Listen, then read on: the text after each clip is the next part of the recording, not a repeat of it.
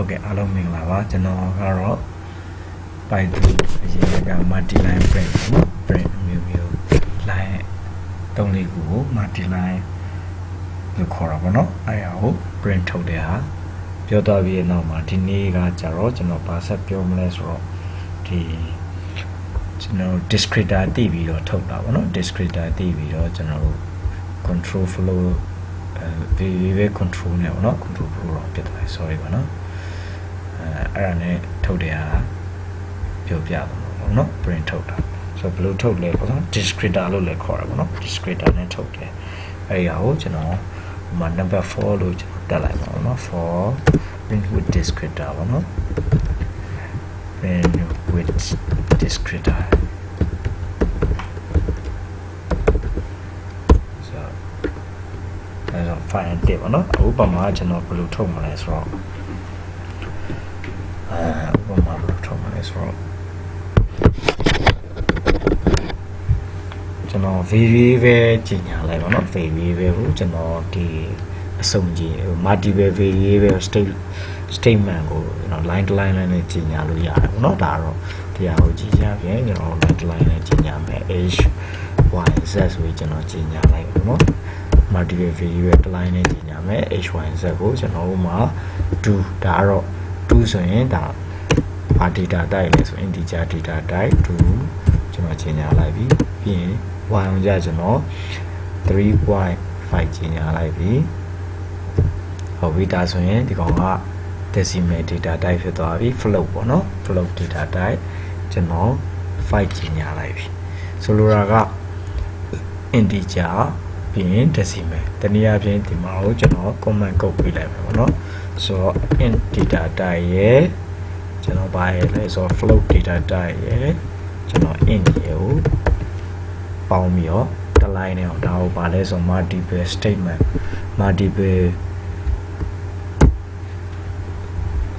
တစ်ကြောင်းနဲ့ရေးလိုက်တယ်ပေါ့နော်ဒီကြောင်းနဲ့ variable 3လုံးတစ်ခါတည်း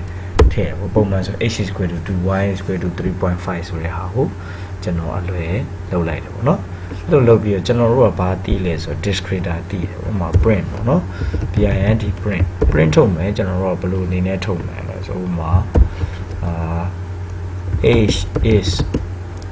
ပေါ့နော်ဒီကောင်ကဖြစ်တယ်ပေါ့နော်အဲ့လိုထုတ်မယ် h is equal to ပေါ့နော် equal to ဆိုရင်ကျွန်တော်ကထုတ်လိုက်မယ် h ကဘာလဲဆိုတော့ကျွန်တော် integer h က integer ဆိုတော့ကျွန်တော်သုံးလို့ရတာ percent d decimal integer လို့သုံးတယ်ပေါ့နော် percent d နဲ့သုံးရမယ် percent d ဆိုပြီးကျွန်တော်သုံးတယ်ပြီးရင်ကျွန်တော် comma ခံစရာမလိုဘူးဒီ percent နဲ့သုံးတယ်ဟာ percent ကျွန်တော် h ဆိုပြီးတော့ကျွန်တော်ပေါ်ပြမယ်ပေါ့နော် h လို့ကျွန်တော်ပေါ်ပြလိုက်အဲ့တော့ဒီမှာဆိုကျွန်တော်အဲ့ဒါမတက်ဘူးနောက်တစ်ခု print နောက်တစ်ခုကဘာလဲဆိုတော့ကျွန်တော် y is equal to ဒီမှာကျတော့ y ကဘာလဲဆိုတော့ float ဖြစ်နေတယ်ကျွန်တော် so y is equal to ဒီနေရာလေးမှာပေါ်ပြမယ် y is equal to ဒီမှာဆိုတော့ equal to ဆိုရင် equal ဒီ percent d ဆိုတဲ့နေရာလေးမှာ a ဆိုတဲ့ variable ကိုလာပေါ်ပြမယ်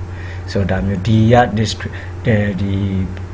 decimal integer လို့ကျွန်တော်တို့ကသုံးတယ် percent d ကိုကျွန်တော် percent d က is for decimal integer d cim ဒါတော့သူကတော့အဲ့လိုရေးရအောင်เนาะ decimal လည်းခေါ်သေးတယ် integer လည်းခေါ်သေးတယ်ဆိုဒါမျိုးတော့ဟိုမျိုး integer အတွက်ဒါသုံးတယ်လို့မှတ်ထားပါเนาะသူရဲ့ခေါ် percent d လို့သုံးရတဲ့အကြောင်းရင်းက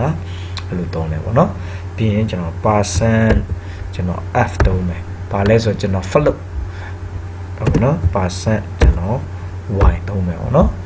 y က float ဖြစ်တဲ့အတွက် percent f သုံးတယ်နောက်တစ်ခုက print sorry z ကိုကျွန်တော် string လို့ကြီးညာလိုက်မယ် sorry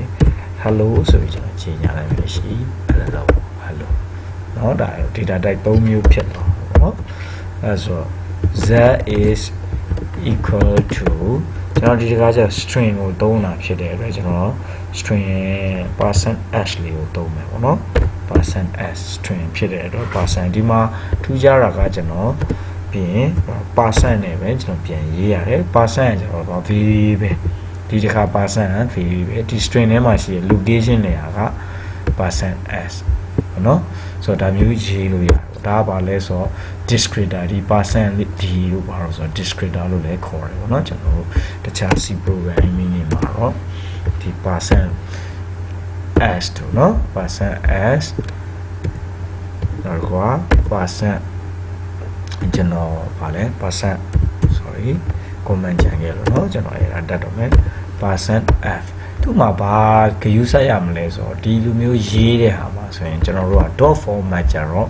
ကျွန်တော်တို့ format ကဘာလဲဆိုတော့သိစရာမလို dot format နဲ့ရေးတာဒီလိုရေးတာကြတော့ကျွန်တော်တို့ကသိစရာအရေးကြီးရပေါ့နော်ဥပမာကျွန်တော်ဒီကောင် percent d နဲ့ရေးကျွန်တော် percent d နဲ့ဆိုရင်ကိုအဆင်ပြေသေးတယ်ကျွန်တော် percent f နဲ့ဆိုရင်ကျွန်တော် run ကြည့်မယ်ပေါ့နော်ဥပမာကျွန်တော်ဒီကောင်ကိုကျွန်တော် run ကြည့်မယ်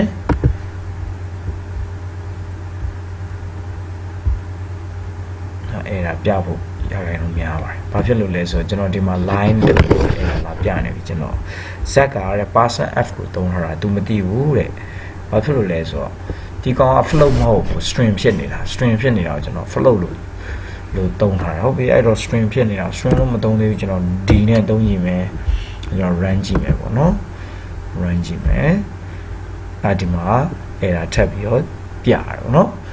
ဒီလိုကိစ္စလေးဖြစ်တယ်ပေါ့เนาะဒီလို print ထုတ်ချင်အဖြစ်အဲ့ဒီကိစ္စလေးဖြစ်တယ်ကျွန်တော်အဲ့အတွက် comment ကုတ်လိုက်တယ်ကျွန်တော်ထုတ်ကြည့်မယ်ဖြေရတယ်ပေါ့เนาะဆိုတော့ဖြေကကျွန်တော်တို့က percent f ကကျွန်တော်တို့ default ကဒသမတလောက်အဲ့တော့ကျွန်တော်တို့က percent ကျွန်တော် 0.1 လို့ကျွန်တော်ထုတ်ကြည့်လိုက်မယ်ပြန်ပြီးတော့အဲ့တော့ 0.1 လို့ကျွန်တော်ထုတ်လိုက်မယ်ဒီဘယ်လောက်ရလဲ3.5 ရတယ်အဲ့တော့ 0.1 မဟုတ်ဘူးကျွန်တော် 0.2 ထုတ်ကြည့်မယ်ဘယ်လောက်ရမလို့ကိုလိုချင်တဲ့ gain ကနန်းနဲ့ပေါ့နော်ဒီ descriptor ကိုမှာ 50 ဆိုတာကိုရပါလိမ့်မယ်အဲ့တော့ဒီကောင်ကဒီ print နဲ့ကွာခြားချက်ကဘာလဲဆိုတော့ဒီ print ကじゃကျွန်တော်တို့ကသူကဘာလဲဆိုတာသိစရာမလိုဘူး 4.5 ဆိုတာက float လား integer လားသိစရာမလိုဘူး y ကိုထုတ်ပေးပါဆိုသူ y ကိုထုတ်ပေးမှာပဲ dot format ဆိုရေးလိုက်ရုံပါပဲဒီ print ရဲ့အာသာချက်ကပေါ့နော်ဒီ print ကကြတော့ကျွန်တော်တို့ကဒါတော့ UU print ပါเนาะ direct print ဒီမှာဆိုရင် dot format ရဲ့အာသာချက်ပေါ့เนาะ dot format ရဲ့အာသာချက်ကကျွန်တော်တို့ကဘယ်နေရာမှာ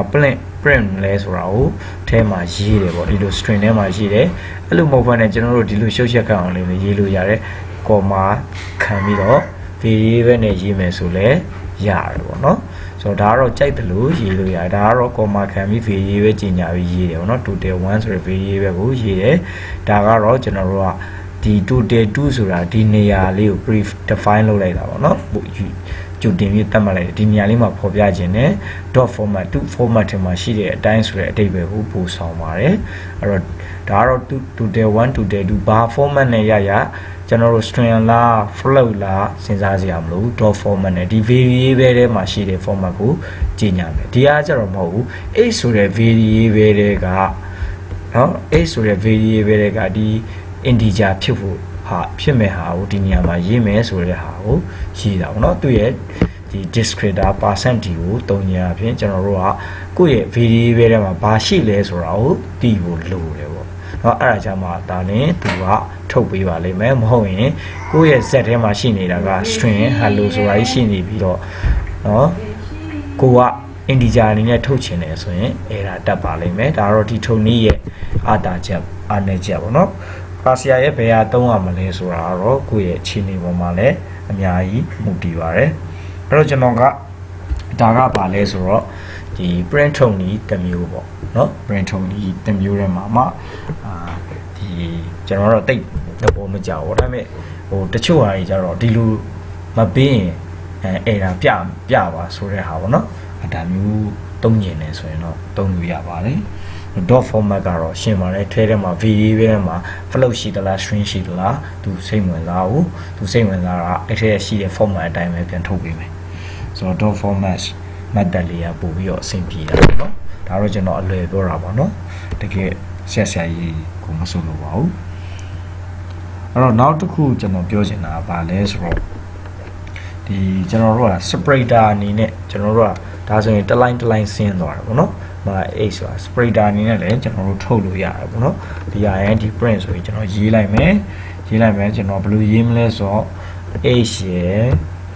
y ရယ် z တွေကိုကျွန်တော်ထုတ်မယ် လို့ထုတ်မလဲဆိုကျွန်တော် separator လေးခံထုတ်မယ် separator ဆိုတာလေးကပါလဲဆိုဟိုကျွန်တော်တို့တစ်ခုနဲ့တစ်ခုခြားတာပေါ့နော်တစ်ခုနဲ့တစ်ခုဘာနဲ့ခြားမလဲဆိုကျွန်တော်ဥပမာတစ်ခုနဲ့တစ်ခုကိုကျွန်တော်ကဒေါ်လာဆိုင်နဲ့ခြားမယ်ရတယ်နော်ဒေါ်လာဆိုင်နဲ့ခြားမယ်အဲ့လိုပဲကျွန်တော်တစ်ခုနဲ့တစ်ခုကော်မာဆိုင်နဲ့ခြားမယ်ပေါ့နော်ကော်မာဆိုင်နဲ့ခြားပြီးတော့ကျွန်တော်ထုတ်မယ်ပေါ့နော် hyz ကိုကော်မာဆိုင်နဲ့ခြားပြီးတော့ကျွန်တော်ထုတ်မယ်အဲ့တော့ကျွန်တော်ထုတ်ပြပါမယ်ဆိုတော့နော်ဒါဆိုရင်ကော်မာလေးနဲ့ရတယ်ကော်မာနဲ့မထုတ်ချင်ဘူးကျွန်တော်ကဥပမာနော်ဒီလိုမျိုးထုတ်မယ်ပေါ့နော်ကျွန်တော်ထုတ်ပြပါမယ်အဲဆိုအဖြေရဒီမှာကျွန်တော်ရဲ့ space နှစ်ချက်လေးနဲ့ထုတ်တယ်ပေါ့နော်အဲ့လိုမျိုးဟာကျွန်တော်တို့ပုံမှန်ဆိုရင် h y z ကိုထုတ်လိုက်ရင်ကျွန်တော်တစ်လုံးချင်းစီဒီလိုမျိုး z တိုက်ပေါ့နော်ဒီလိုရဖို့ဆိုတာမရပါဘူးပေါ့နော်အဲ့တော့ကျွန်တော်